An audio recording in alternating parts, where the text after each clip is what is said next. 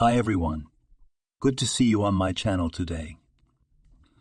Today I will tell you a wonderful story. It is full of love and kindness. I hope you enjoy it and I wish you an enjoyable viewing experience. Thank you. Selena has lived a good life. She was loved, happy, and raised two beautiful children. But now illness has taken away all the vitality from this once beautiful and blossoming woman. All she could do was wait. Recently, Selena learned that she didn't have long to live. Her husband John had passed away 3 years ago, and soon they were to be reunited, never to part again. But before she goes into the next world, Selena must repent to her adult children.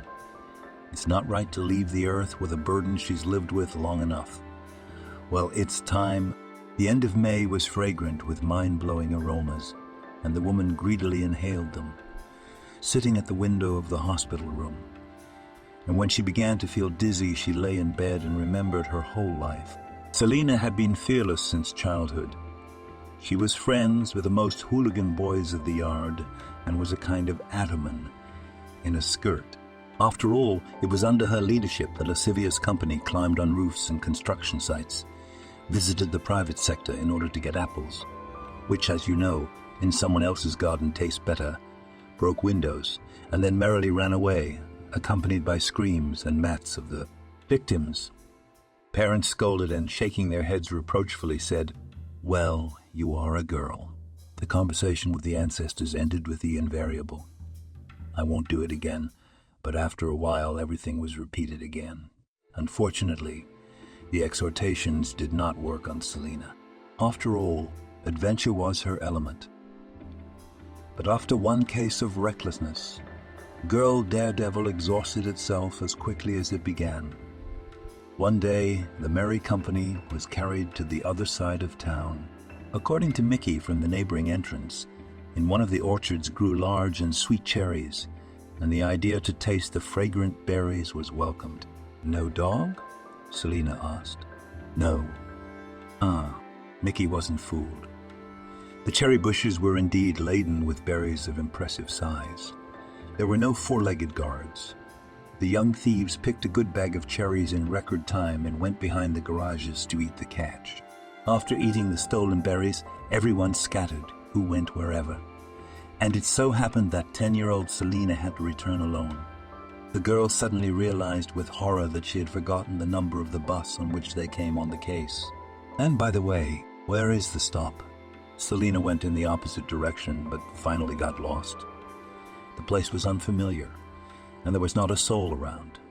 Besides, it was already dark outside. The girl sat down on the first bench and cried. She covered her face with her hands, so as not to see all this horror, and roared. Suddenly Selena felt someone take her hands away from her face. Raising her crying eyes, the girl saw a full uncle with a good-natured face. "Girl, did someone hurt you?" the uncle asked sympathetically. Selena shook her head. "What's wrong with you?" I'm lost," knocking her teeth from cold and fear, she answered. "Where do you live? You know your address?" Selena answered, and the uncle whistled. "Yes, it's a bit far. But you know what? I'll take you home. Come on, get in my car." The car of the unexpected savior stood nearby, and in 15 minutes they drove up to the house. "Well, Bandit, is this the place for you?" the man asked cheerfully. Selena nodded with a smile, and the uncle handed her a lollipop and said, "Well, come on, run home. It's getting late. Daddy and Mommy must be going crazy." "Thank you," thanked the girl and got out of the car. When Selena told everything to her parents, they were horrified that her daughter got into the car with a stranger. The fact that the company had traveled to the other side of town to create another outrage was overshadowed. "You're lucky this guy was normal," her mother told her. "But who knows what might have happened if you had met someone else. You can't tell what's on a person's face." And her father, digging through the newspapers, gave his daughter a collection of articles about children who, just like her, had left in the company of strange men and disappeared in an unknown direction. After studying the newspaper articles, Selina realized what could have happened to her. From that day on, she never again participated in dubious adventures. No matter how many guys called Selina on another outing for free fruit berries or just to fool around, the girl resolutely refused. Growing up, looking at each other, parents said, now facing death, Selina remembered this story every day and felt like that confused 10-year-old girl. Only now there was no uncle in a car beside her. Only confession will help me now, thought the doomed woman. Only confession. And hopefully the kids will honor my last request. Selina graduated from school without a single CE and easily entered the institute. There she met Barry. He studied at the same institute, but in a different department. Everyone was sure that the student romance will end with a wedding. But alas, they were wrong. Barry and Selina broke up for virtually nothing. With Selina's neighbor tragedy happened, young man beat the girl so that she went to the hospital and recovered for 3 months. This story made a very strong impression on Selina. She suddenly began to think that Barry is also capable of such things. A week later, Selina told the boy that they were breaking up. "But why?" asked Barry, astonished. "Have I offended you in some way?" But the girl never explained the reason. "Well, you're crazy," said her friend Sarah. "Do you really think that if one person is treated like that, then all the others are the same? Better now than later." Selina shrugged. "How long are you going to be like this?" "I don't know, but I'm sure it's not something that comes out of nowhere." "You're not saying it was a sign?" Sarah asked with a chuckle. "Perhaps," Selina nodded. A little later she realized that she hadn't thought of any signs, unless it was subconsciously. But her friend's words had seared into her soul, and Selina finally decided that it was indeed a sign.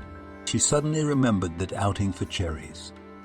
The girl imagined what might have happened to her if she hadn't met that fat man, and what would have happened if Selina had met another uncle whose thoughts were not so pure. Terrible scenes appeared in front of her eyes, and no matter how much she chased them away from her, nothing worked. Before graduating from the institute, Selina never decided on a new relationship. From time to time, guys offered her to meet, but without success. The girl constantly recalled the story that happened with a neighbor. Ooh.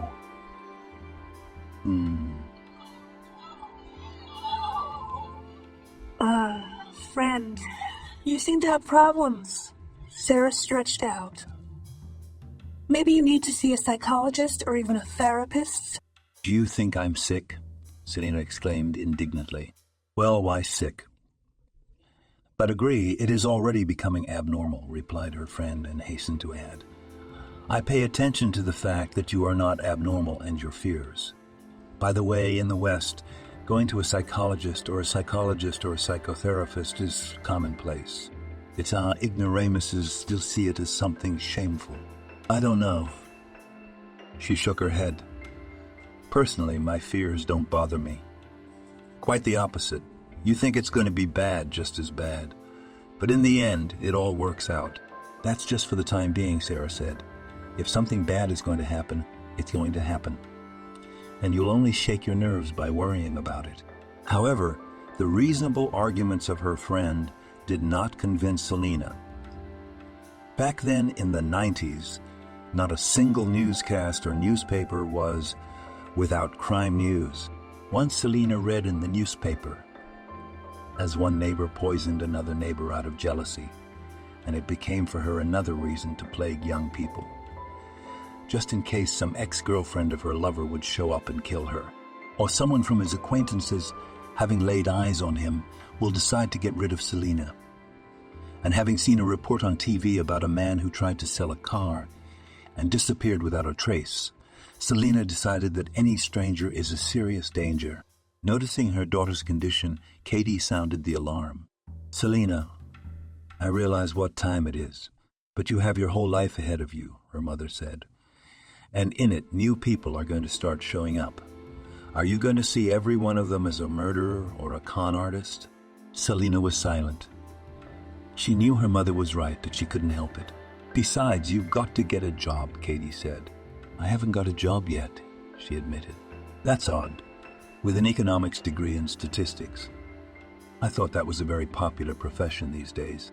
Maybe, Selina nodded, but almost everywhere you need people with experience. Almost. Her mother squinted. The girl said thoughtfully. A couple places didn't say anything about experience. Selina, have you ever thought that it's because of your fears? Well, imagine you get a job and come to the interview with dazed from fear eyes. Well, what would the employer think of you? The girl sighed. Clearly nothing good. You stopped going to parties and discos, and all why? Yes, because it seems to me as if they put something nasty in my drink and do something bad to me, Selina admitted. And then, what's going on in the clubs these days?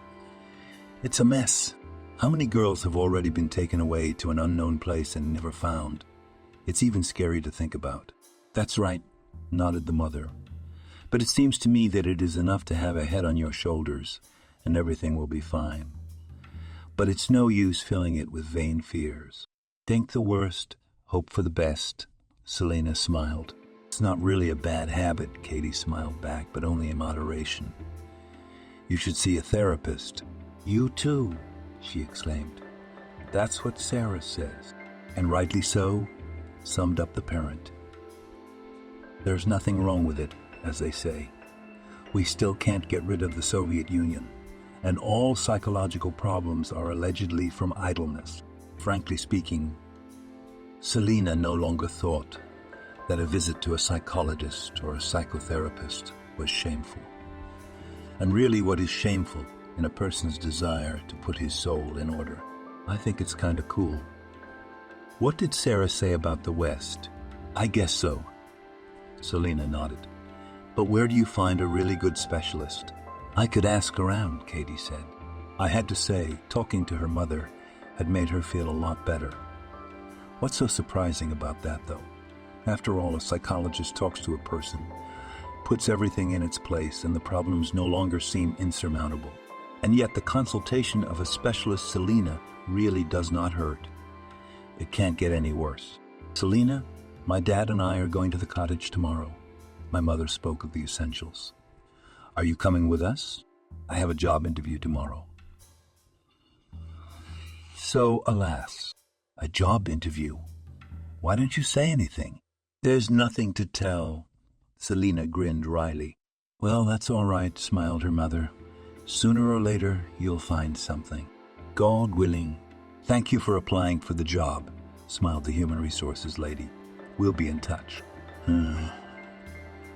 Thought Selina dejectedly. Wait for an answer like the nightingale of summer. The girl dejectedly wandered across the courtyard as she suddenly saw an unfamiliar brunette in his 30s. The man was tall, handsome, and if Selina had been another girl, she would have noticed his broad shoulders, pleasant smile, stylish clothes, and hairstyle. Well, she got scared. Who is that? Thought Selina in horror. The stranger staggered toward her, paying no attention to the girl.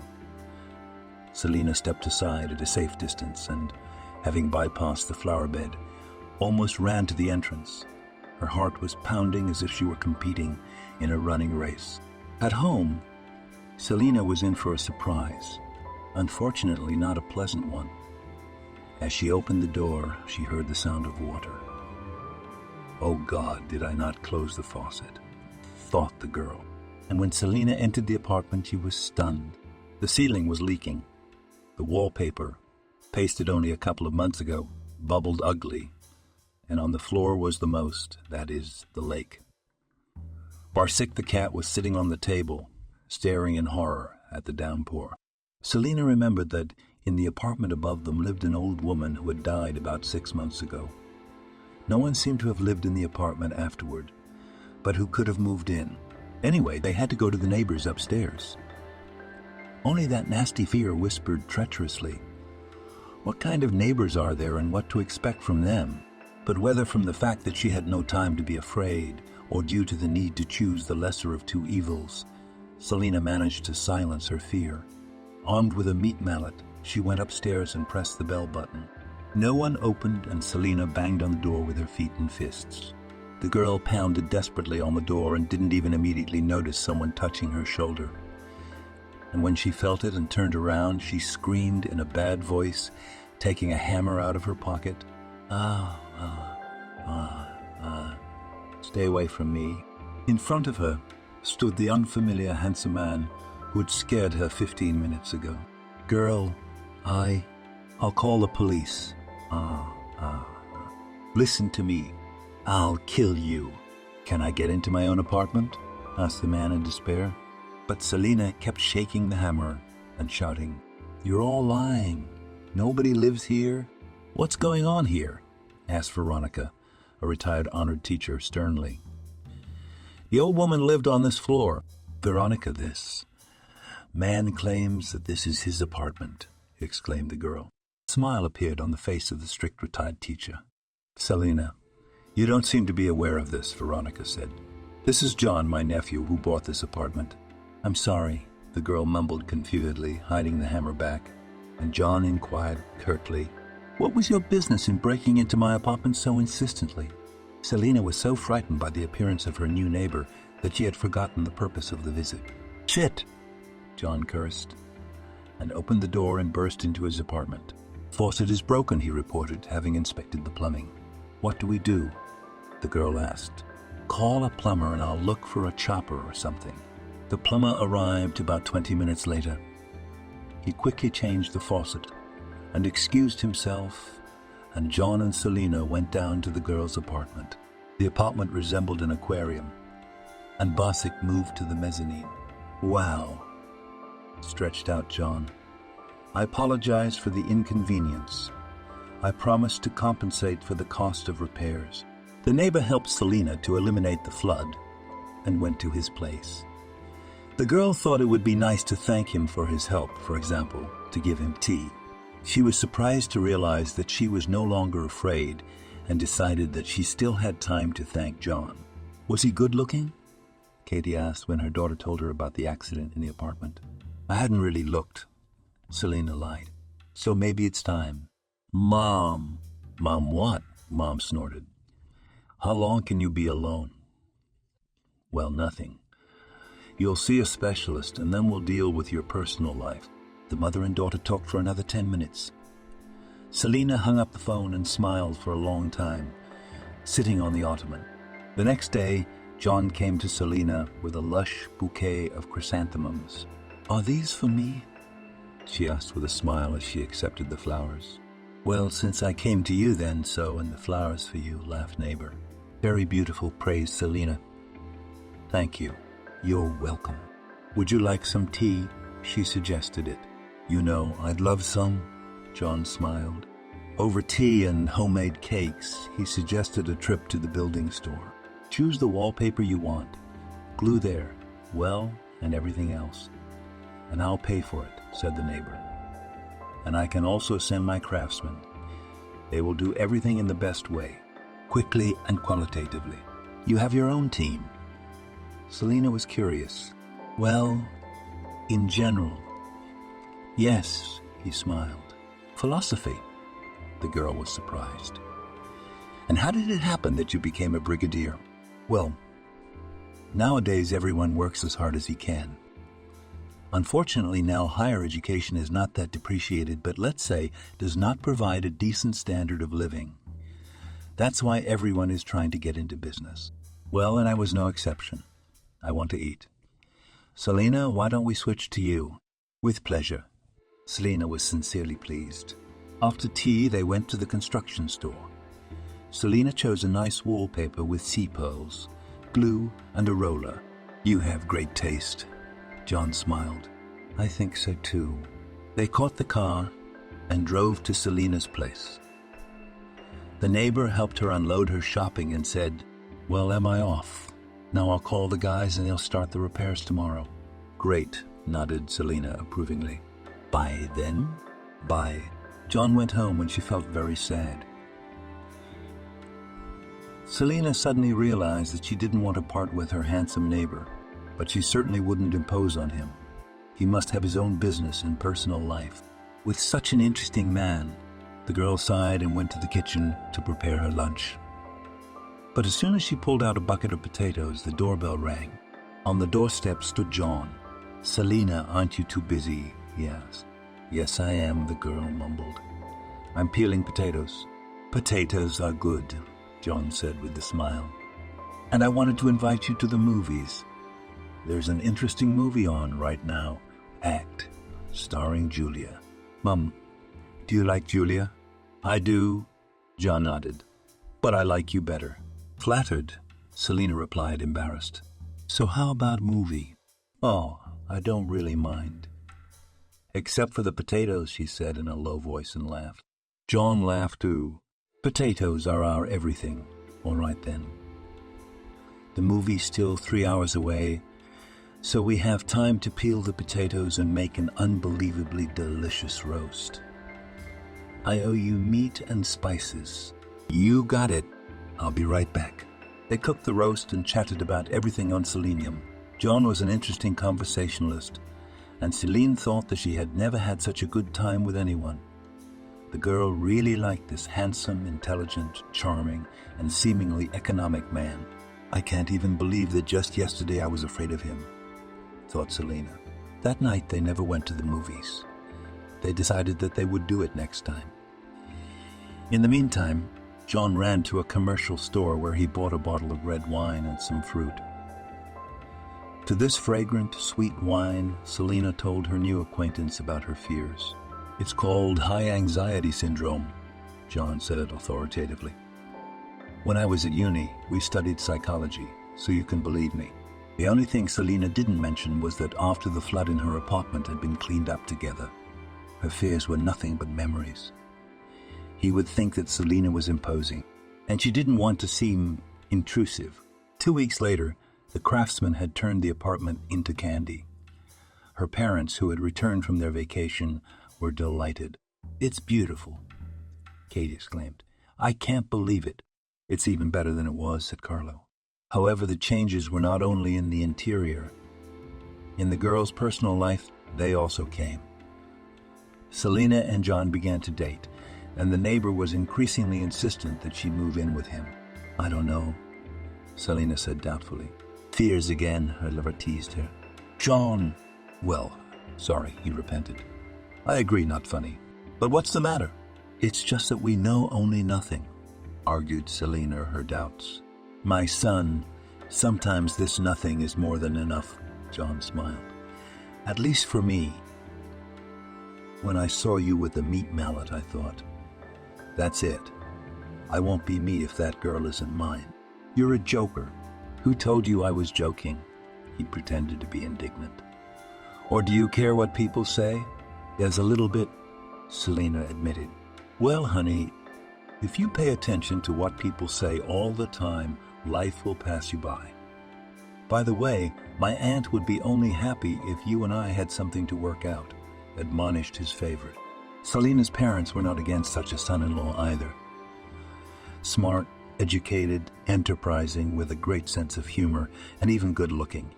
Just a dream. A few days later, Selina moved in with John. The same day, he arranged a romantic dinner for the girl and proposed. "I would be honored," she smiled. On a warm September day, they were married. And on New Year's Eve, Selina pleased her husband with the news of the upcoming addition to the family. John was over the moon. The Stone couple had a son, whom they named Timmy. 2 years after the birth of the firstborn, spouses began to think about second child, but with this had to delay. The birth of Timmy was not easy for Selina, and she began to have health problems. That's why the doctor has not recommended her to have a baby yet. "Don't worry," the sweetest woman said encouragingly. "You will give your son a brother or sister." In the family Stone, not without a crisis in the relationship. However, they overcame this difficult period with honor and were rewarded. After some time, Selina realized that she was pregnant again.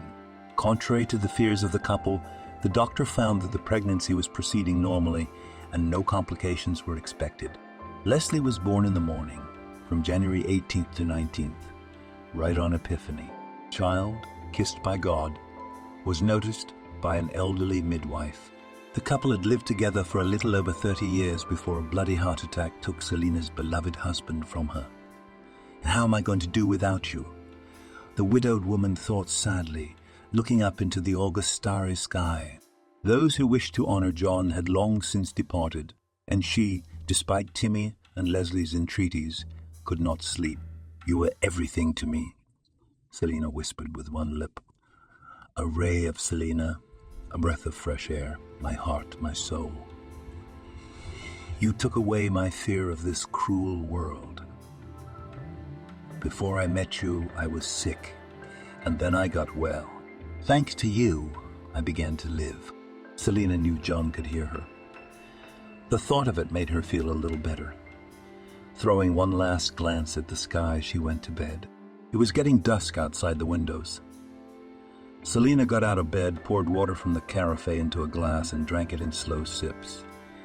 As she had then, 3 years ago, she looked up at the sky and spoke softly. Soon, John. Soon enough. Life went on. Her children and friends, knowing how much Selina loved and idolized John, tried to cheer her up. Faithful Sarah dragged her out for walks, and her school and college buddies didn't forget. And son Timmy, who after graduating from the capital's university stayed in Washington, sent 2 vouchers to Thailand. Take Aunt Sarah with you, said the son, so you will not be bored. Daughter Leslie, although she lived separately, visited her mother every day. Everyone supported Selina as best they could, for which she was grateful. Before she knew it, 3 years had passed. One day while sitting at work, Selina felt weak and nauseous. Probably from overwork, she decided. Selina worked in the statistics office and had been under a lot of stress lately. After sitting for about 10 minutes with her eyes closed, Selina found her condition almost bearable and even managed to tune in to work. A secretary entered the office. Selina, the chief said he needed the data for the current week, said the long-legged beauty. Yes, Julia, I'll print it out right away. She nodded. You don't look so good today, the girl said. Well, Selina grinned wryly. I guess I'm just getting old, so I'm giving up. How old can you be? Julia objected. You're still a young and very attractive woman. The secretary left the office, and Selina felt weak again. She could hardly wait until the end of the working day. As if in a fog, she reached home and collapsed into bed. The next day, Selina felt unwell again and asked to see the doctor. Are you sure? She asked the doctor. When the doctor announced the diagnosis, Selina felt as if a bucket of ice water had been poured on her. The diagnosis sounded like a judgment. Are you sure I don't have a chance? Selina's voice trembled. Sure, nodded the doctor. We'll certainly do our best to ease your suffering, but that's all. And how long do I have left? A month, max, 2? Well, thank you for your honesty. Have a good day. Selina left the hospital and sank down on a bench in exhaustion. Nature was blooming and coming to life while she was beginning to fade away. Selina looked at the prescription and leaned back against the back of the bench, covering her eyes tiredly. The woman was suddenly reminded of the fears that had haunted her during her college years. Selina began to think that if she had not gotten rid of them, there would be no terrible diagnosis. After all, it's usually not so bad when you think about bad things. Woman, are you feeling ill? She heard. Selina looked up and saw the girl. No, I'm fine, thank you. Mom, but how can it be? Asked Timmy confusedly. You were healthy just a little while ago. The denial stage, Selina thought in passing. She herself had passed that stage. The doctor said that the disease was asymptomatic, sighed the woman. It was her own fault. Still not a girl already. Dispensary ignored. Only laughed at ailments. That's the result. But do you really just give up? Perplexed son asked. And what else can I do? Bitterly grinned Selina. Except that with dignity to live the rest of his life. Mom, you can't do this, Timmy exclaimed. I'll find the best doctor in Washington and he will help you. I won't spare any money. The woman just sighed. That's how young people are. They think that everything can be bought, if only money could buy it. But most importantly, Timmy had always been a good son. He would do anything to keep his mom alive. But, unfortunately, it was just the case when health could not be bought, no money can buy. Graduating from school with a gold medal, the guy unhesitatingly declared that he wanted to study in Washington.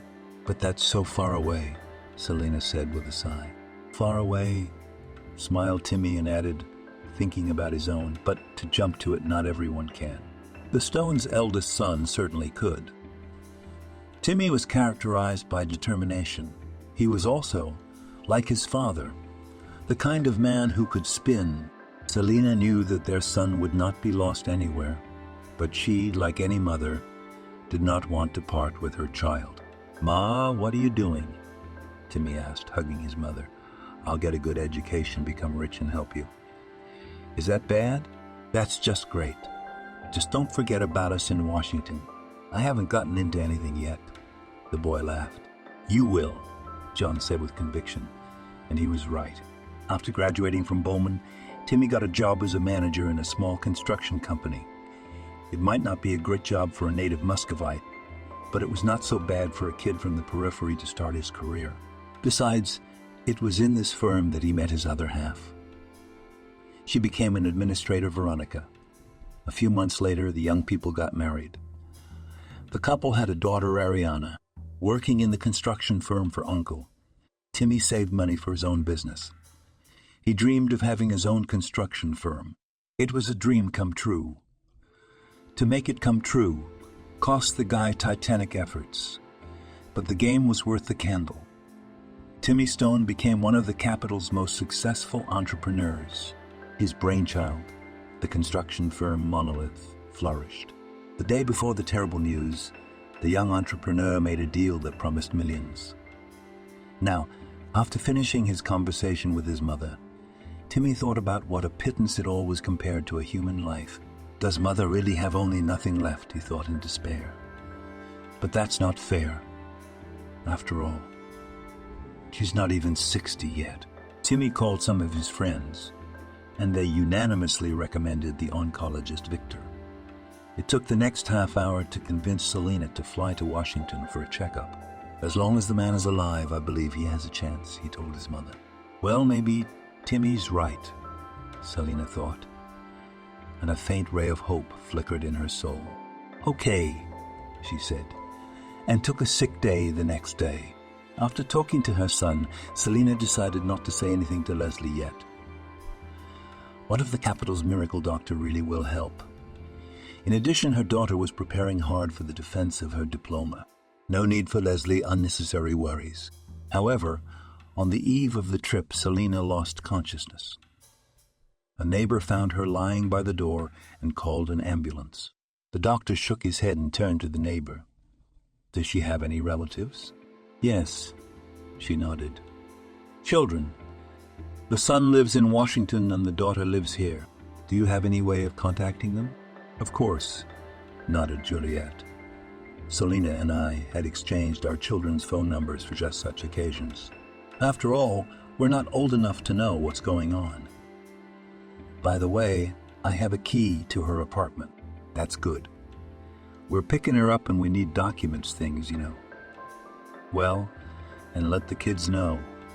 Maybe you know what's wrong with her." "No," answered the neighbor. I'd seen that Selina hadn't looked well lately, but I hadn't asked. I didn't have time to talk much. I've been back and forth to the cottage. But someone said she's on sick leave. "Here," Juliet said, handing the doctor Selina's medical history. "I thought you might need it." "Well, and here are her things." Thanking the woman, the ambulance staff put the patient on a stretcher and left. Juliet picked up her cell phone and dialed Leslie's number. "I can't believe it," she said through her tears. "I'm so good. Defense is defense, but I could have carved out some time to visit my mom." "Don't blame yourself," said Sam, Leslie's young man, sympathetically. "It wouldn't have made a difference." They sat in the girl's cozy apartment she had inherited from Kathy. Almost the whole day, Leslie was preparing for the defense of her diploma in tourism and hotel business, and her brains were literally boiling. Sam's visit allowed her to take a break and enjoy the company of her lover. But no sooner had they had a cup of tea than Juliet, her mother's neighbor, called. Sitting in Sam's arms, the girl thought that today he came just in time. Leslie was afraid to even imagine how she would have survived the sad news if she had been alone. The boy took the girl's hand in his and kissed it gently. It is common for a man to reproach himself for paying little attention to someone who is in trouble, he said sadly. I remember my grandmother was waiting for me to go to her village, and I still had no time.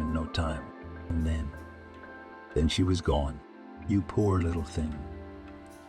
Leslie said affectionately and pressed herself against her lover. It's a thing of the past, Sam sighed. They reassured me that I was a good grandson to her, and I guess I was. When I visited my grandmother, I helped her around the house, shoveling snow, chopping wood, you name it. You chopped wood? The girl giggled. Well, yes, he nodded. What's the big deal? No, nothing. It's just that you're so... Leslie stopped talking, unable to find the right word. Like what? Sam grinned. A major, you mean? Or a slacker who's been working for nothing at his father's firm? No. It's just that you look so intelligent. And frankly, I can't imagine you chopping wood. It seems to me that your specialty is mental work. I think a real man should be able to do everything, the guy said. You're my best, Leslie said with feeling. And I've got you? The young people had met only a month ago, but it seemed to both of them that they had known each other forever. Before Sam, the girl had been dating Max, but she hadn't felt anything like that with him 2 months after they'd met, and 3 months later either. And then they broke up. Sam and Leslie met at a party at a mutual friend's house. When Sam saw a pretty, short, russet-haired girl, he immediately wanted to ask her to dance. After the dance, Leslie immediately whispered that this guy is from a very wealthy family. But she just shrugged her shoulders. It was just a dance. So what did his family have to do with it? It has to do with the fact that he can't take his eyes off you, whispered Catherine, Leslie's classmate. You imagined? She threw carelessly. However, the girl's heart froze. That same evening, the guy walked her home, and the next day invited her for a walk. You know, I don't like to beat around the bush, Sam said with a smile. I really like you, and I'd like to go out with you. Why don't we give it a try? Maybe it'll work out. Why not? Leslie smiled back. It's too late for that, the girl said. Are you implying that it's time for me to bow out? Leslie didn't really want to let Sam go, but she couldn't ask him to stay. That would be ambiguous. Leslie, Sam said hesitantly and stopped talking. What is it? This is going to sound ambiguous, but do you want me to stay? No, you don't think anything like that. I just want to be supportive. I don't think... No, well, if you don't want me to, then of course I'll leave. The girl was silent, looking intently at her lover. Well, am I going? Sam? Yes? I really want you to stay, Leslie said, and kissed him decisively. If anything marred this wonderful night, it was what happened to Leslie's mother. Early in the morning, the girl called the hospital, but was told nothing comforting. Selena was still unconscious. Hearing her voice, Sam woke up and stretched sweetly. You're ahead of me, lady, he grinned. In what? Leslie asked in surprise. Well, by the law of the genre, I was supposed to bring you coffee in bed, and you're already up. What a dream, she sighed. Yeah, I understand, Sam said. Remember, I'm always here for you, and I'm here to help you in any way I can. I know, smiled Leslie. Would you like me to make you breakfast? That would be great. That would be delicious, Sam said with delight, eating an omelet with rye toast, tomatoes, cheese, and ham. Yes? Leslie asked with a smile. It looks like a regular omelet to me. And to me, I've never had such a delicious omelet, parried the boy. No, seriously. I'll be sure to introduce you to my mom and tell her, this is the girl I'd like to marry. Leslie stretched her lips in a smile, but her eyes were sad. "Oh, sorry, I wasn't thinking." Sam slapped himself on the forehead. "Oh, that's okay. But I'll be sure to do it as soon as things get better for you," he said quietly. The girl only sighed heavily. In 2 days, the defense of the diploma. But Leslie did not go to mind. She suddenly remembered the words of the song. "Let not do well again, I'll cope somehow with the grief of this. As long as my mother lives, long live on the Celine." When Leslie first heard this song, it seemed very heartfelt. What precise words? Now it seemed to Leslie that this song was about her. Defending her diploma suddenly became not so important for her. So what a problem. Diploma work can be retaken, but the life of a person cannot return. "Don't you dare even think about it," she ordered herself. Thoughts are material. Sam left, and Leslie sat down to work on her thesis. Frankly speaking, the girl began to think about writing an application to postpone the defense of the diploma to another time. Yes, but to what time? The uncertainty was driving her crazy, but Leslie told herself, "I am strong. I can do this." The call of a cell phone took the girl out of her thoughts, and when she saw the word "Mom" on the display, she almost cried with happiness. After all, if Mom is calling, she is conscious, and this, albeit tiny, but hope. "Leslie, my little bird," she heard her mother's weak voice, and tears came from her eyes. "Hello, darling." "Hi, Mommy," sobbed Leslie. "How are you?" "Nothing tolerable," Selena replied, but her daughter could literally feel with her skin how bad she felt. "Poor Mommy," thought Leslie, and then she sobbed. "Leslie, Timmy is coming tomorrow," murmured Mommy. "So I want to see you, just the two of you. I remember that you have a defense the day after tomorrow, and then I'm waiting for you." The girl almost cried, imagining how hard it must be for a mom to talk. "Yes, of course," replied Leslie, and thought with horror that such wishes are usually peculiar to those who... "Oh, stop thinking about it," she commanded herself hysterically. "That's good," Celine said faintly. After her conversation with her daughter, she was overcome with intense excitement. The day after tomorrow. The day after tomorrow, the children will know about everything. When the nurse entered the room, Selena was smiling. "You're doing well today," said an older woman with a kind face approvingly. "I just talked to my daughter, and I feel better," she replied. "I even feel better." "Well, that's the way it is. Children are powerful medicine." "True, depending on what kind of children," sighed the nurse, thinking of patients abandoned by their heirs. "I have very good children," Selena assured her. "Well, that's great. Let's give them a shot." After the injection, Selena fell asleep. She dreamed of a cherry orchard, the one from the private sector on the outskirts of town. But if earlier memories and dreams about that crusade for cherries were disturbing, now everything was beautiful, like in a fairy tale. Juicy dark berries glistened with dew, and it was unrealistically beautiful. The rustling of the leaves sounded soothing, and Celine smiled in her sleep. "Poor woman," the kind nurse thought pityingly, looking at the beautiful and not yet old patient. Despite the heavy workload at work, Timmy took a ticket for the nearest airplane and flew to his hometown. "Timmy, but we've got tomorrow." Without letting the deputy finish, Stone raised his right hand and said, "I'm trusting you on this one. I know you won't let me down." The deputy sighed doomedly, and Timmy felt it necessary to explain himself. "Archie, I realize that I've loaded you to the brim. But the situation now, I promise you a good bonus on my part." "Come on, Archie," Timmy's right-hand man and longtime buddy waved his hand. "The important thing is that your mother gets better." "The doctors say there's no hope," Stone said sadly. "Did you show her to the doctors here?" "I wanted to, but before I left, my mother collapsed and was taken away in an ambulance. A neighbor called me. She woke up yesterday, so I'm on my way. She wants to see me and my sister together. It's creepy, to be honest." "I'll tell you what," Archie said. We've got to fight to the last man. Didn't you say that as long as a man lives, there's hope? Yes, I did. I did, Timmy admitted with a sigh. I hope so. Well, good for you. Don't you worry about business. Timmick, how glad I am to see you, Leslie exclaimed, hugging her brother who got off the plane. It's just a pity that under these circumstances.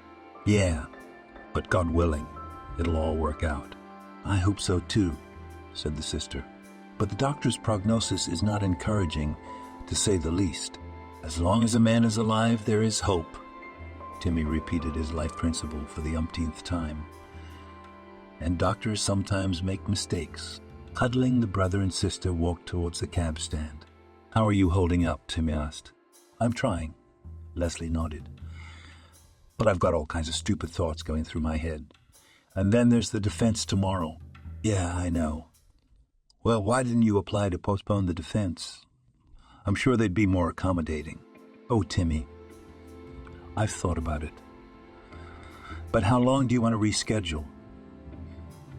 How would that work out? So it's better to defend the diploma. And then to be near my mom. The girl was silent, but she finished. As long as it works out. Timmy, realizing that his sister was about to cry, began to comfort her. Hey, what are you doing? Don't be sad. I am here with you, and together we will overcome everything. I will no longer, the girl said quietly. That's better. Timmy stopped at his sister's side. It's cozy, he praised. Good girl. Ah. Leslie waved her hand. Some of it was left over from Grandma's time. Well, I remember the brick wallpaper in the hallway, he smiled. Our Katie always loved that print. She sure did. How's Veronica? Leslie asked. She's fine. We're thinking about having a second child. It's about time. Does Ariana like school? Oh. Ariana's decided to become academic. Already in the textbooks for second graders is in full swing. Well done, nodded Leslie. Talking about everyday topics distracted the brother and sister from the horror that was going on in their family. It seemed to both of them that by pretending as if nothing had happened, they would keep the trouble away. Neither Timmy nor Leslie talked about it, but at that moment they were both thinking the same thing. They didn't need any words.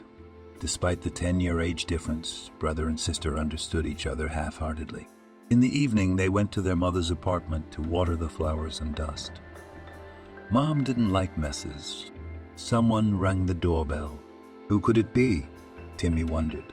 Probably a neighbor, Leslie suggested, and went to open the door. Oh, hello, Aunt Juliet. Timmy heard his sister's friendly voice and went out into the hallway. Hello, guys, Juliet replied with a sad smile. Timmy, I haven't seen you for a long time. You're all grown up now, man. Ah, time. How's Selena doing? Mom's awake, Leslie replied. Oh, that's good. We're going to see her tomorrow. Well, God willing, nodded the neighbor. Why am I here? When the ambulance came, I took Selena kitty cat. You have Juliet? Leslie was happy. And I wondered why I hadn't heard from her or seen her. And how is she? Sad, Juliet shuddered. Eating badly, probably misses her mistress. I suppose so. I'll take it to my place. The two of us won't be so sad without Mommy. Come to my place then. I'll make you some tea. When the cat saw Leslie, she perked up. Juliet jumped on her lap and purring began to rub and poke her face.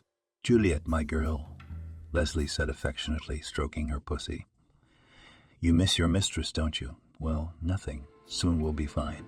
Ah, how much the girl wanted to believe what she said. When the brother and sister returned, they realized how tired they were.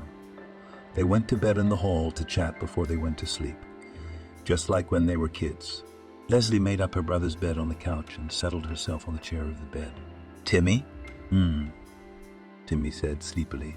You know what the most frustrating thing is. What? I never told my mom that I met the guy of my dreams, she said with a sigh. You will, her brother reassured her. Leslie said something on the topic of the thesis, answered the questions of the members of the commission, But the thoughts were in the Third City Hospital, next to her mother, later trying to remember how she defended her diploma. The girl was forced to admit that she did not remember anything. "Well, congratulations, Leslie," she heard the professor's voice.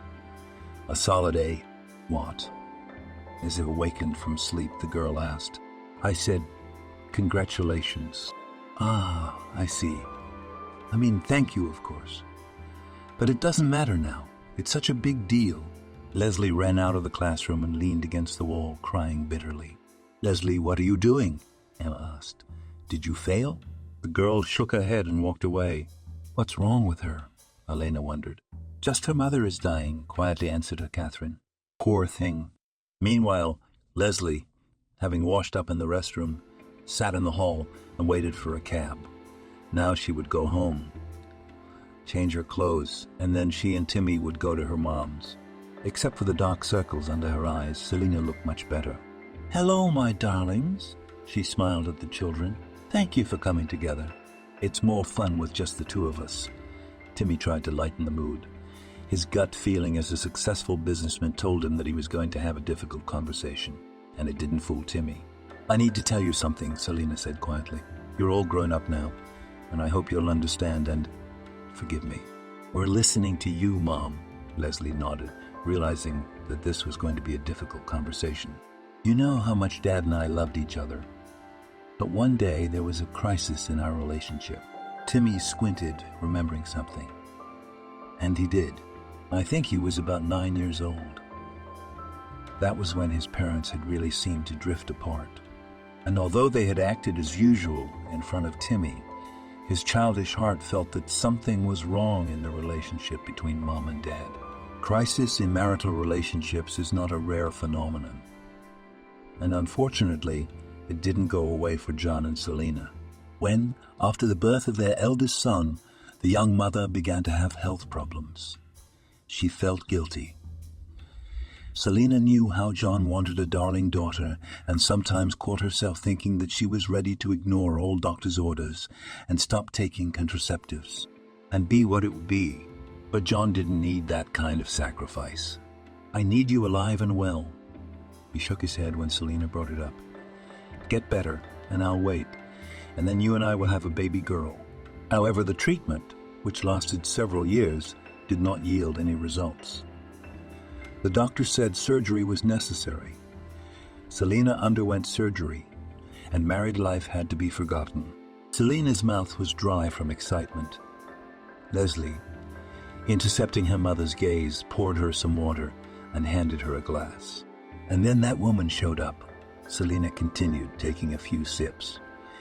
"She called me, threatening me, yelling that if I didn't give my dad a divorce, I'd be killed. It's been almost over 20 years now, and I still remember her voice." Selina had no intention of giving John to any woman. She was madly in love with her husband. Her mom said so too. "What you're going through is a trial that many couples go through, and if you get through it, you'll live happily ever after." The surgery did the trick. The disease receded, and there were no more obstacles to marital relations. But it was as if Selina was no longer a woman to her husband. She tried to seduce John, but he said he was tired and turned his back to the wall. And Selina would stare at the ceiling and cry. One day at breakfast, after another humiliating attempt to marry, the young woman said, "John, I can't go on like this. I can't go on. I suggest we get a life apart and sort ourselves out."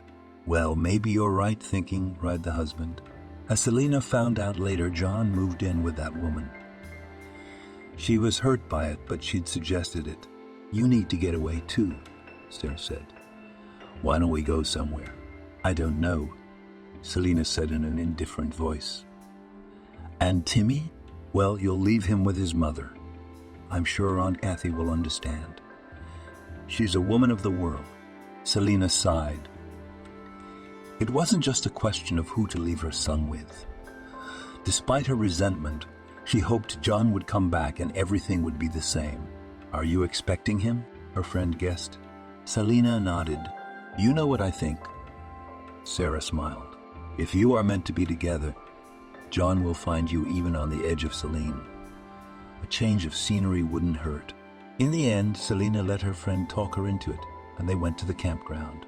In the evening, sitting in the bar, the friends met two interesting men.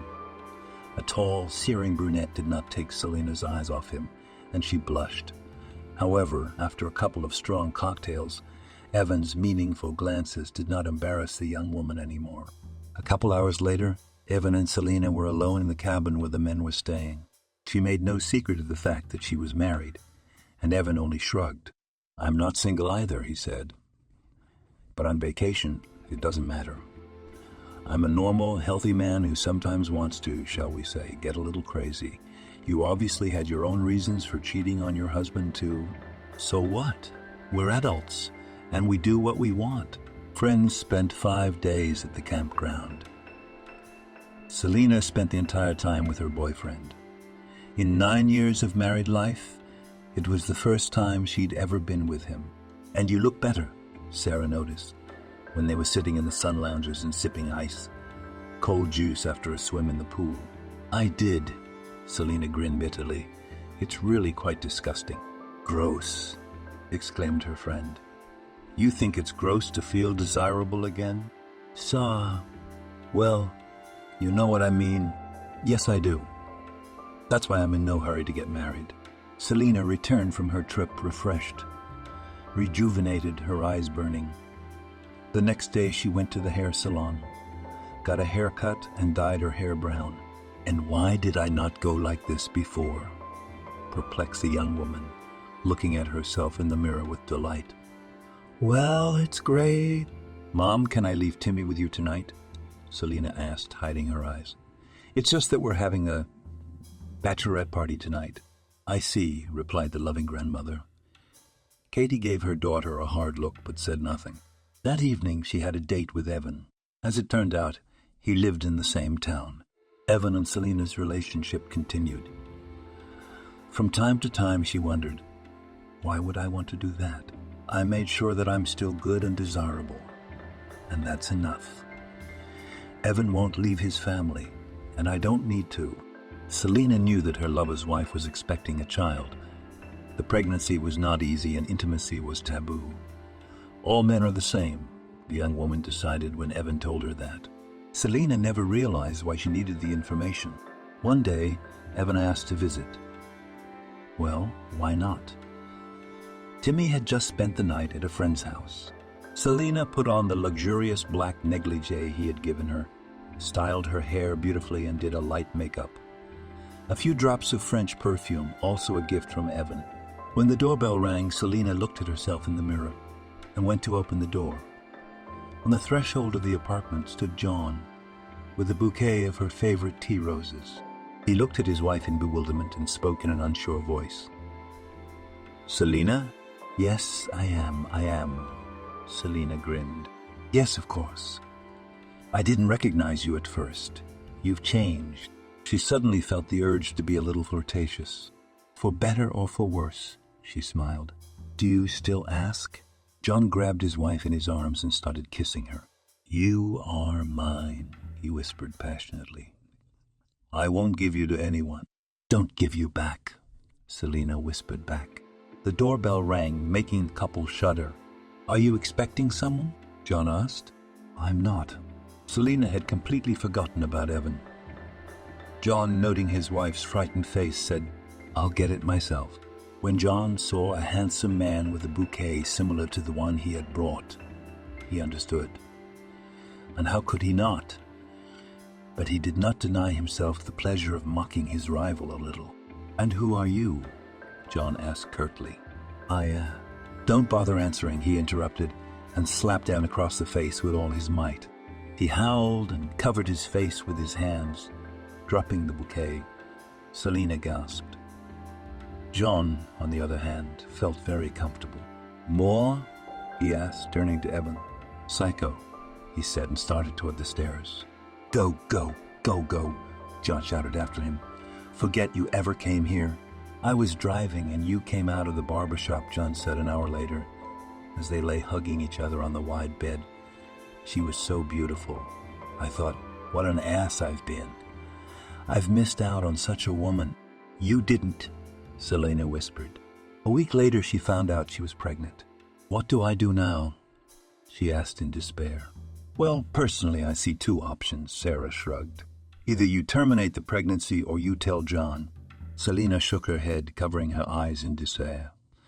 Both options terrified her. Well, there was a third option, her friend continued. You wait a month, and then you break the news to John that he's going to be a dad. Then you tell him you're in premature labor. It's like that. But knowing your personality, I'm guessing you wouldn't go for that. No, I wouldn't, Selena confirmed. I wouldn't lie to John. Neither would I. I've always despised ladies who would do such a thing. It's because of such irresponsible idiots that some people seriously believe that almost half of men raise other men's children without any suspicion. It happens, of course, but God help them. Friends were talking in Sarah's kitchen. The window was open and the street was buzzing with life. There were cheerful children's voices coming from the playground. I won't terminate the pregnancy either, Selena said. I won't kill an innocent baby. And John, whatever he decides, that's what he'll do. I can handle it. Sarah took her friend's hand in hers and spoke softly. You can always count on me. We'll grow. I know, Selena said gratefully. Svedika, why are you so gloomy? John asked. Not sick? Well, that's it, she thought doomedly. Now I'll tell John everything and he'll leave me. And that's just as well. John, Selena said firmly, I need to have a serious talk with you. Telling her husband about the pregnancy felt like a weight lifted off her shoulders. Strangely enough, Selena didn't feel even a hint of fear. If John wanted to divorce her, so be it. Her husband was silent for a few minutes. John, I know I'm sorry for you, but I hope we can part as civilized people. Do you want to go to him? John asked sadly. Well, that's your right. But I thought it was you who would leave me, the young woman said confusedly. Leave you? I don't see why not. We are going to have a child, and there is nothing more to discuss. John, Selena exclaimed and hugged her husband in gratitude. Thank you. For what? He was surprised. For the fact that I have you like this. And what is it? The best.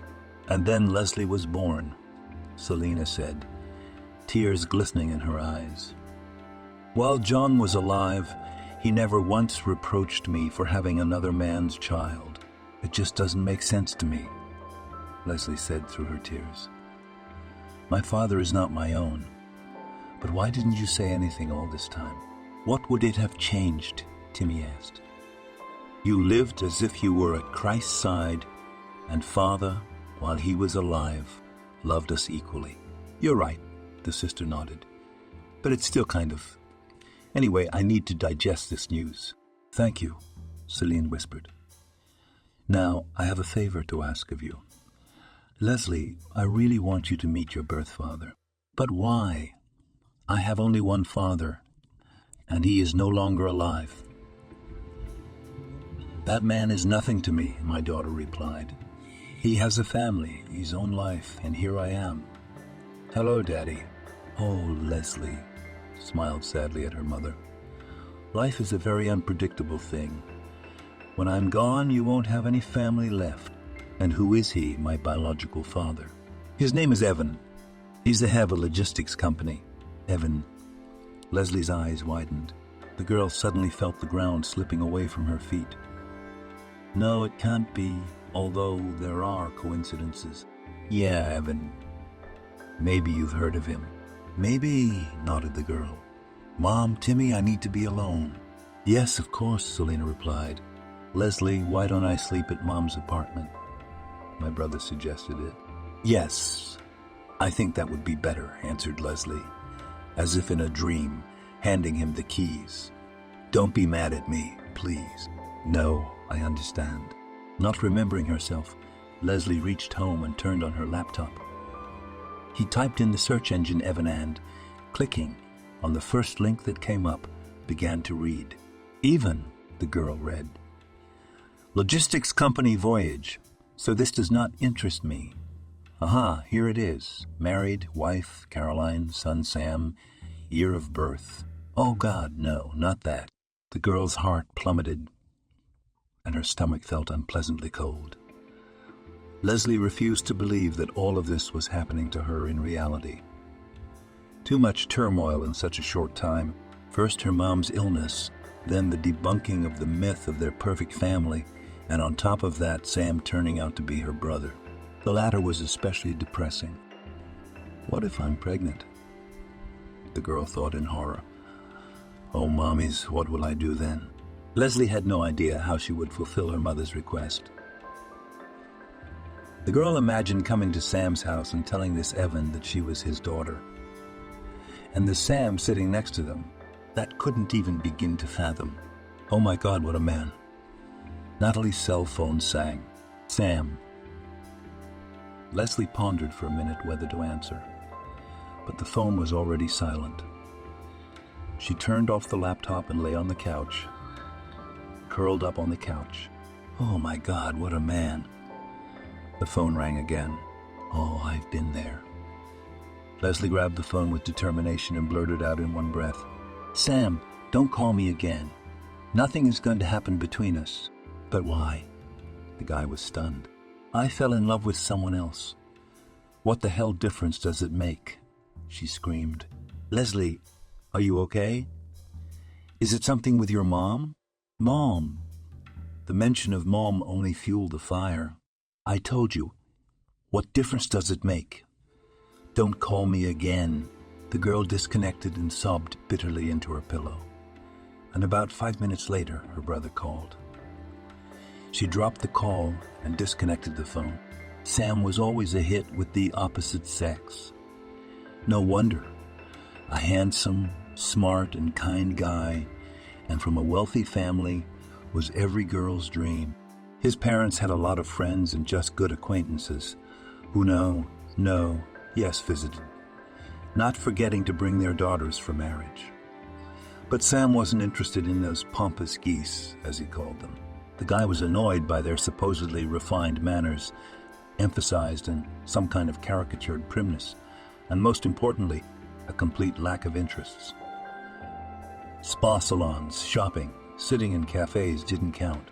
Sam imagined living with such a lady and shuddered. He comes home and his young wife is missing. Sam calls her, and only after a 155th attempt his wife dignifies him with an answer. I'm at the tanning salon, baby. Well, what about dinner?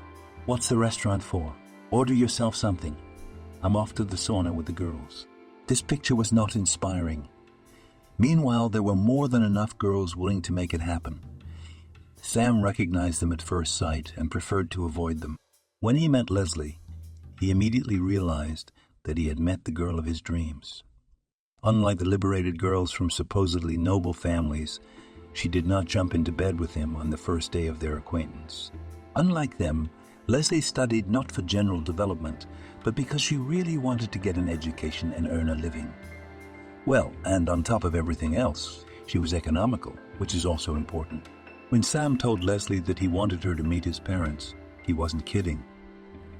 After Leslie's mom was settled, of course, but his last conversation with her had discouraged the guy.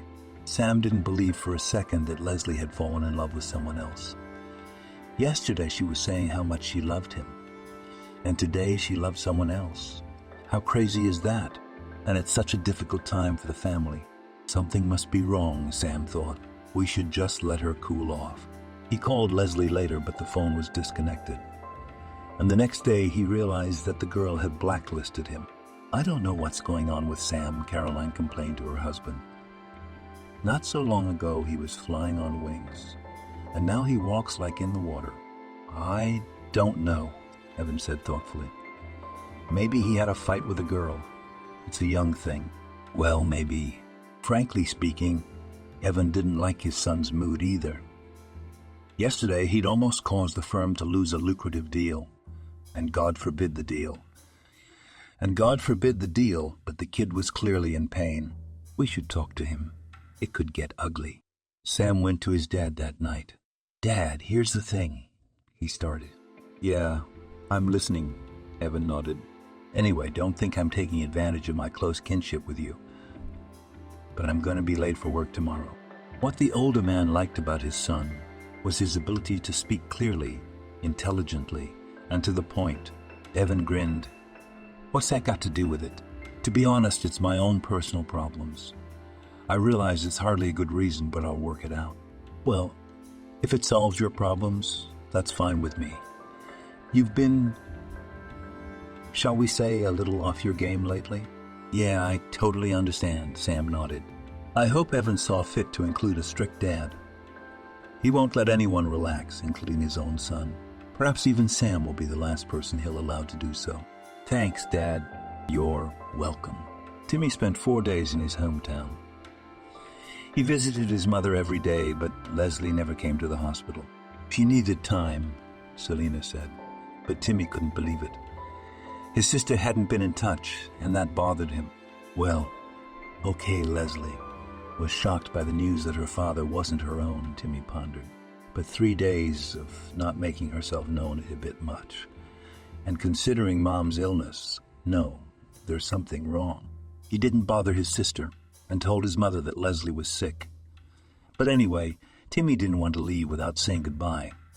On the eve of his departure, he decided to visit his sister and at the same time to explain something to her.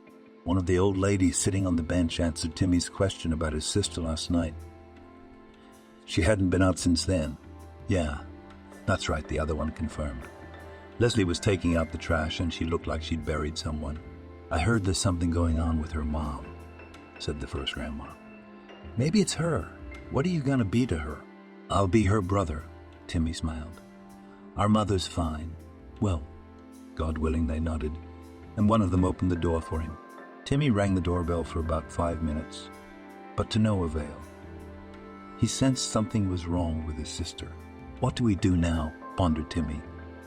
Break down the door. What if Leslie just isn't home? Maybe she's gone out for the night, like to her boyfriend's house. As he descended the floor below, he bumped into a young man. Timmy stepped aside to let the guy pass, but he turned to him abruptly. Excuse me, are you by any chance from Leslie? From her, he nodded. Are you Timmy? Well, let's say I am. Then I'm not mistaken, the boy smiled. Leslie's been showing me pictures of you. Well, maybe, Timmy shrugged. She didn't show me yours. Although, in the selenium of recent events, it's not like I've had time for that. And Leslie hasn't been in touch. Do you happen to know what's wrong with her? Actually, I wanted to ask you about her, the young man said, confused. And who are you? Timmy just realized that he didn't know who he was talking to. Oh, yes. Sorry. My name is Sam. Sam, Leslie's friend. The guy introduced himself and extended his hand to Timmy. You? He asked, responding to the handshake. Well, yes. What's the matter? Say, Sam, is your father's name Evan by any chance? Evan. Sam nodded. Oh my God, Timmy blurted out. He slowly sank down on the dirty step and wrapped his arms around his head. What's wrong? Sam asked, beginning to realize that something terrible had happened. It's not like that, shouted Timmy, and jumped up from the step and commanded. Listen, boy, run to the apartment 1 floor above, and I'll run to the apartment 1 floor above, and I'll run to the one below. We'll try to get into Leslie's apartment. We'll do it later. The neighbors who lived above Leslie weren't home, but the neighbors who lived 1 floor below were home. Luckily, they were understanding. Timmy pulled himself up and swung himself over the railing with ease. Luckily, the balcony door would unlock. Leslie, his brother shouted in horror. The girl was lying on the couch with an empty sleeping pill bottle next to her. What have you done, you fool? Cried Timmy. When he felt his sister's pulse, he was relieved that Leslie was alive. But he couldn't wait any longer. Her pulse was too weak. Timmy remembered that a man who had taken a pill should be roused and his stomach pumped. He patted his sister's cheeks. Mom, she moaned. Leslie, sis, I'm going to call an ambulance, his brother coaxed. He grabbed his cell phone, and while he waited for a response from the 112th service, he opened the door. Sam immediately ran into the apartment and asked, Is she home? Timmy nodded, but held Sam back with a gesture. What's wrong? He said, frightened. Everything later. whispered the landlady's brother. After talking to the dispatcher, Timmy told the guy that he better not enter the room. You don't need her to see you now, he added. I'll explain everything later. So this is about me? Sam was surprised. In a way, yes. While waiting for the ambulance, Timmy gave his sister a professional stomach pump. All the while he kept her awake. What good timing. After all, it's only another half hour and that's it. The ambulance arrived 20 minutes later. Well, I see you've given first aid, but we're taking the girl away, said the doctor. Yes, of course, nodded Timmy. So what happened anyway? Sam asked when Leslie was taken to the hospital. It's not really my secret, Timmy replied with a sigh. But in this situation, I think it's right to tell you everything. What happened is that you, Sam, are Leslie's half-brother. What? Said Sam Jr. But how is that possible? And Timmy told him what he had heard from his mother. Sam listened and felt his life crumbling physically. So that's why she turned me down, Sam said sadly. Well, that's it. I'm going to disappear from her life and never show up again. The guy was pathetic to look at. His lips were quivering, his face white as chalk. It even seemed to Timmy that Sam might well repeat what Leslie had done. Besides, he was genuinely sorry that this apparently nice guy turned out to be Leslie's brother. Timmy had no objection to such a son-in-law. They would have been friends for sure. But as we know, man supposes, God disposes. Sam walked into his father's office and threw some paper on his desk. What's this? Evan asked. It's a letter of resignation. What's the big deal? My dad got mad. 1 minute you're working your ass off. The next you're taking time off because you're having problems with some woman. And now you're here with your resignation letter. What the hell is going on? Nothing, Sam said tiredly. It's nothing. It's just that you ruined my life. Evan became alert and slowed down. Sam, what's wrong? He asked quietly. How did I ruin your life? In a way that makes marital fidelity seem to mean nothing to you. Sam left the office, slamming the door loudly. Completely confused, Evan dialed his wife's number. Caroline, have you talked to Sam by any chance? He asked. No, I haven't seen him since this morning. Is something wrong? How can I tell you? The husband said. Well, tell it like it is. Evan told his wife about the conversation with his son, but she replied, No, we didn't talk to him about anything like that. Van? Well, what else? Irritably asked the husband. Only honestly, you have someone else. Well, he couldn't just like that out of nowhere. What are you talking about, Caroline? If I had someone, would I have called you? I was hoping you'd talk to him and find out what's going on. Okay, I'll do my best. You'll do your best. Okay. Love you. Love you too. Leslie's life was in no danger, but her state of mind was of great concern to her brother. I guess I'll have to stay in my homeland for a while, thought Timmy. What am I supposed to do? The girl asked sadly. I feel so dirty or something. What are you talking about? Exclaimed the brother. I don't know any girl cleaner than you. No, Leslie said stubbornly. I'm dirty, and I'm not entitled to any part of my father's inheritance. He's not my father. Don't talk nonsense. What kind of division is that? You've always been my sister and will always be my sister, especially since we have the same mother. How's Mom, by the way? You know, she's not deteriorating, Timmy replied, though it's too early to bury our Selena. Maybe I can get a specialist from Washington, although I think the doctors here are doing a pretty good job. To be honest, I was surprised. You thought we had a doctor here. The nurse grinned. He's joking, Timmy noted. So it's not all hopeless. Did Mom ask about me? Well, what do you think? What do you think? I told her you were sick. What else could I say? After lunch, Selena was suddenly sleepy. A good night's sleep. Not the kind of sleep you get after a drip or a shot. She dreamed of the same delicious cherry trees. The dewdrops were like diamonds. They shimmered in the sun and gave hope that everything would be all right. Suddenly, John appeared out of nowhere. He waved Selena's hand and, smiling guiltily, said, "Some other time, old girl." Upon waking up, the woman was surprised to realize that she no longer had any pain. And this sensation had nothing to do with the anesthetic effect of the injections. Mystical indeed, she thought. Caroline dialed her son's phone number several times, but he didn't answer. The poor woman paced the living room, and she wanted to howl in despair. She did not know what to think and wanted to call her husband, but the key rattled in the keyhole. "What do you mean by that?" Carolina asked when she saw her son on the doorstep. "What do you mean?" "Dad told me everything." "Mom," Sam said, "that's what I understood." "I don't get it," his mother complained as he took off his shoes and walked into the living room. "What's with the resignation letter? What the hell is going on with you?" "What a lot of questions," the son said ironically. "I wonder what I did to deserve you to talk to me like that," Caroline burst out. "After all, can you explain to me humanly what happened?" "Humanly? All right. Let's do it humanely. Mom, have you ever once thought that your father wasn't always faithful to you?" "Well, why not?" Caroline shrugged her shoulders, sitting down next to her son. "Dad had affairs on the side, just like any other man. It's life, nothing more. Who's not without sin? There's nothing wrong with a relationship between two adults. No one's immune. But this is about me and Dad, and I assume it's about you, too. What happened? How did Dad ruin your life?"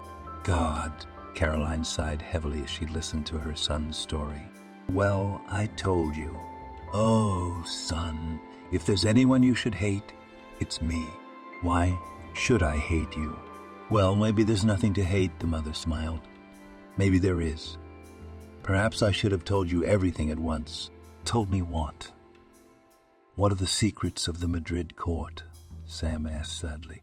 Frankly speaking, he was sick of all this Santa Barbara in Russian. "Before I met your father, I dated a guy from a rich family. But his parents considered me a girl from a simple family, unsuitable for their son, and we broke up. Sometime later I met Vanya, not even realizing that I was pregnant with you." "Did your father know about it?" "Of course he knew." She smiled. "It wouldn't have occurred to me to deceive him." So much for Leslie's mother not deceiving her husband, Sam thought. Leslie and I have good parents, and we could be a great family. "Mom, I'm going to the hospital now to Leslie's," he said, jumping up from the couch with determination. "I'll call Dad on the way and apologize to him. You should eat. I made borscht. With pampushki as you like." "Later," the boy replied cheerfully, and, kissing his mother, ran out of the apartment. On the way to the hospital, Sam bought a bouquet of white and pink roses and a small plush kitten. When he arrived, Timmy and Leslie were sitting in the hallway talking softly. As if on cue, they frowned, but Sam announced solemnly, "Guys, I have amazing news." His brother and sister looked at him like he was crazy, but he didn't care. After all, the most important thing was that he and Leslie could be together. "I'm not Leslie's brother," Sam said, "so there's nothing stopping us from being happy." "Is that true?" Leslie asked quietly, almost in a whisper. Her voice sounded incredulous, but there was hope in her eyes. "True. The thing is, when my parents met, my mom was already pregnant." "How did you find out?" Timmy asked, puzzled. "You didn't know until this morning." "It was very simple," Sam Jr. smiled. "When you told me about it, I went to work and wrote my resignation letter. I work at my dad's firm. I didn't say anything to him, but my mom interrogated me when I got home. And when I told her your story, she told me that my father wasn't my real father." "Well, I'm glad." Stone smiled. "I liked you right away." "Me too," Sam smiled. "But the choice is Leslie's, of course." "Leslie," my brother asked, "what do you think?" She smiled, resting her head on her lover's shoulder. "Bitter!" exclaimed Timmy and clapped his hands 3 times. "Oops! Someone's on the phone." "Mom!" "Put it on speakerphone?" asked his sister. "Yes, Mommy?" He answered and put the phone on speaker. "Son, it's a miracle." They heard Selena's voice. "A miracle is wonderful," Timmy said approvingly. Can you imagine? I woke up, and I don't have any pain. It's nothing to do with the shots? Mommy, hi, Leslie said. That's great. I think so too. How about you, daughter? Have you recovered? The girl raised her eyebrows in bewilderment, but when she realized, she answered, Yes, everything is fine. The main thing is that you get well, and I have nothing. The children were talking to their mother and could not get enough of talking. They ended up introducing Sam to her on the phone, and the daughter said that she had met her love. Daughter, I'm so happy for you. I can't wait to meet my future son-in-law. Well, it's too early to talk about it, Leslie replied, embarrassed. And nothing is too early, Sam said with a smile. Well, that's great, Selena summarized. My children, of course, it's good to be with you, but I have a drip now. After the conversation with her mother, smiles played on the faces of her son and daughter. Yes, and Sam looked happy. Looking at him, Timmy smiled involuntarily. The boy had that goofy look that only people in love have. Life seems to be getting better, Timmy said with a satisfied look as he tucked his cell phone into his jacket pocket. Thanks to my hometown for having me, but it's time to do the honors. I'm leaving for Washington on Monday, or Veronica might think I'm having an affair. It's been a month. Selena was recovering steadily, and the doctors regarded it as a miracle. Just think, exclaimed the attending physician, comparing the recent examination results with those of a month ago. If I had not been aware of it, I would have thought that we are talking about different people. Well, isn't that a miracle? But Selena and her children knew for a fact that there was no miracle. By gathering the children and revealing the secret to them, Selena, without wanting to, had stirred up family secrets. And not only her own, but other people's as well. That confession almost led to tragedy. Well, and ridiculous division of the inheritance, which tried to initiate grief-stricken Leslie. Well, could I have walked away leaving behind such a mess? Thought Selena with a chuckle. That's why John didn't accept me. And then there was the power of faith. The children believed that everything would be all right. They, unlike their mother, never went along with fear, but preferred to believe that thought is material. 2 days after the discharge, Selena went to one of the best sanatoriums in the region at the expense of the organization where she worked. The woman felt fine, but why not have a rest if the bosses give such an opportunity? When Selena arrived at the place, the administrator said with a smile, Welcome to our sanatorium. I hope you like it here. Before lunch is still an hour and a half, and I will have time to include you in the application. Thank you, the woman smiled back. Have a nice vacation. The room was spacious and bright. Selena opened the closet and began hanging her clothes. Lunch, you say? She thought with a smile. I'm going to wear something dressy. Selena chose a light, translucent blouse of sky blue chiffon with ruffled sleeves and silk-cropped pants in pearl gray. Gray boat shoes on a low heel, silver jewelry, light makeup in delicate colors, light, unobtrusive floral fragrance, and the diva is ready to go out. I understand that we are neighbors, said with a smile. A representative man in his 60s. That's right, Selena replied affably. The man's name was Mike. He turned out to be a very interesting conversationalist. As a result, Selena enjoyed the conversation over delicious rasolnik and chops with rice. Would I be intrusive if I asked you to go for a walk before dinner? Mike asked. Not at all, the woman laughed. That evening, they told each other everything about themselves. Well, or almost everything. There were some things that were better kept in the far corners of the memory. Mike, like Selena, was a widower with 2 grown sons. They're good kids, Mike said. Smart, hard-working, strong on their feet. The older one is already married. The younger one is dating a nice girl. I hope they'll give me some news soon. It's pretty much like mine, Selena smiled. Except I have an older daughter. My Leslie is dating a nice guy, and I hope they'll give me good news soon. It was a few days after Selena arrived at the sanitarium. Hello, Mommy, she heard the cheerful voice of her daughter. "How is resting?" "Hello, my bird. I'm having a wonderful vacation. The room is excellent, the food is delicious, the nature is gorgeous. I didn't realize to send you and Timmy a photo. It would be interesting to see," replied Leslie. "And I have good news, too. Sam proposed to me." "Really?" exclaimed Selena, feeling a treacherous tingle in her nose. "That's really great news. Sam's a great guy. You two make such a handsome couple." "I think so, too," laughed the girl. "So, dear Selena, after your arrival, we are going to Sam's cottage to get acquainted with the future relatives." "Well, I've already met some of them," I thought. "Oh, Mom, I'm sorry. I didn't mean to." "It's fine," Selena exclaimed cheerfully. Nothing could shake her good mood at that moment. And the affair with Evan, when was that? That was it.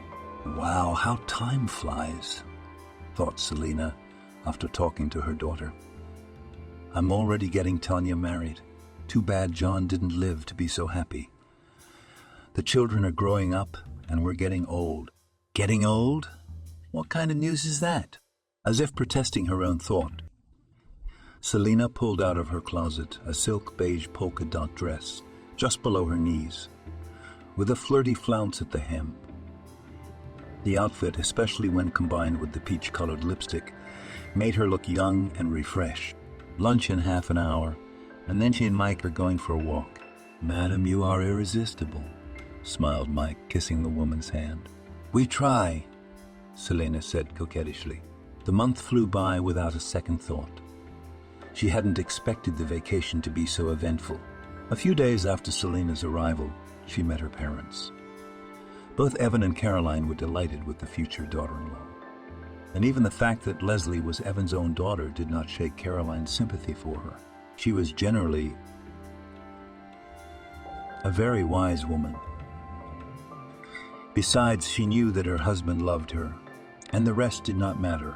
Little did it matter what happened between spouses. Selena also really liked her future son-in-law, whom she met in the hospital. "Shish kebab is ready," reported Sam, responsible for the barbecue, diligently putting on a tray of hot, flavorful meat. "Good," said Evan, rubbing his hands together. "Timmy, has everyone got a drink?" Everyone," answered Timmy, who had flown to his hometown with his family for his sister's upcoming wedding. "Selena, your juice?" "Juice," Selena smiled. "Am I missing something?" "Apparently you are," smiled her sister-in-law. And Ariana said importantly, "I'm going to have a little brother or sister." "Yes, that's it," Timmy said. And his mother said, "Well, congratulations. God willing, it won't be the last grandchild or granddaughter." "That's right," smiled the daughter slyly. "Timmy, I'd like some juice, too." "Wow," exclaimed Selena. 2 grandchildren at once is a real gift of fate. Actually, Sam and I were going to talk about it later, but since it's such a party, how was your vacation, Selena?" In-law asked after the first toast to the happiness of the young. "Oh, everything is just great. And rooms and food and leisure all at the level." "Mom, you're just younger," said Timmy. "The vacation was good for you. Yeah, by the way, my sister picked up on that. Come on, tell me, did you get yourself a beau?" The mother smiled embarrassedly. "Really?" Leslie asked. "Come on, you're embarrassing your mother," her brother shamed her. "What's the big deal? Our mom's still a wow." "And who is he?" "Retired former rector at the university," answered Selena, and added with a disarming smile, "But for me, above all, a very good man." "There," Evan put his finger up. "Golden words. The main thing is to be a good person. You know what we'll drink to. Let's drink to good people, who, thank God, are still around." After a toast to good people, we drank to the parents of the young, and finally, to love. Hearing Sam ask Leslie if she was comfortable and hot, Selena thought for the umpteenth time that she was lucky to have a son-in-law. Yeah, it was worth staying on this earth for, she smiled mentally. "Sam, Do you agree to marry Leslie? Yes, nodded the groom, looking fondly at Leslie. And do you, Leslie, agree to be a wife? Yes, replied the bride. My girl, thought Selina, furtively wiping away tears of happiness. God grant that she may be happier than I am. She took Mike, who had also been invited to the wedding, under her arm and decided that in terms of happiness, she had little to complain about. So let Leslie's happiness be boundless. What a strange thing this life is, Evan thought at the same time. I'm the father of the groom, but I'm marrying off my own daughter. What a thing to happen on Celine. His wife was also thinking about how unpredictable life is, and their thoughts echoed. Sam and I can't have children together, Caroline thought, but we'll have grandchildren together. Well, that's original, and all the other guests admired the beautiful couple and sincerely wished them happiness. 3 months later, October was surprisingly warm, and if it weren't for the red gold leaves on the crowns of trees and sidewalks, one would have thought it was August. On such a sunny fall day, the cemetery looked solemn. Well, hello, John, Selina said quietly, placing a bouquet of chrysanthemums on her husband's grave. Remember how you gave me these flowers when we first met? And now I brought them to you. She was silent for a moment and continued, John, I'm leaving tomorrow. You have been a good husband and given me much happiness. You've been generous when I've made a mess of things. Thank you for everything. Now I want to try to be happy and loved again. For a second, the woman thought John smiled as if blessing her. Selina stroked the picture of her spouse and went to the gate of the cemetery. Let's go, she said to Mike, who was waiting in the car. He had recently proposed to Selina, and she had accepted. Spouses of advanced age decided to live in the country house Mike, and in her apartment settled in the newlyweds. Leslie's apartment spouses Sam Jr. rented out. However, after the birth of the baby, they thought about moving to the capital. Mike offered Evan cooperation, and now they were not only relatives but also partners. The year was coming to an end, and Selina thought about how eventful it had been. Just a few months ago, the woman was about to die, and now she was riding in a car towards a new life. Only now she fully realized how strikingly different were the black and white stripes of life. Selina and her family had undoubtedly had a white streak in their lives, and the woman wished it would never end. Thank you for watching this video to the end. Subscribe to the channel. Like it, write comments if you like the story, and see you on the channel.